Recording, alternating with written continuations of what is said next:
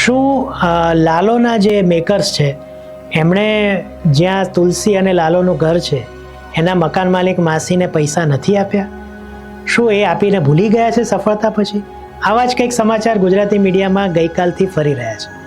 પણ મુખ્યત્વે વસ્તુ એવી છે કે જ્યારે પણ કોઈનું ઘર કે કોઈનું પ્રોપ ઉપયોગમાં લેવામાં આવે ત્યારે કોન્ટ્રાક્ટ થતો હોય છે અને એ કોન્ટ્રાક્ટ પ્રમાણે પૈસા લાલોના મેકર્સે આપી જ દીધા હશે.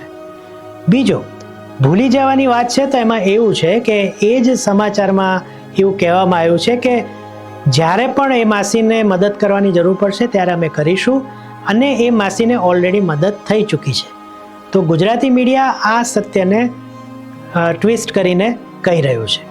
બીજું, જ્યારે પણ કોઈ ફિલ્મ હિટ થાય, પોતાના લગાવેલા પૈસાથી વધુ પૈસા કમાવાય તો એમાં ઘણા બધા શેર કટ થઈને પછી પ્રોડ્યુસર પાસે આવતા હોય છે.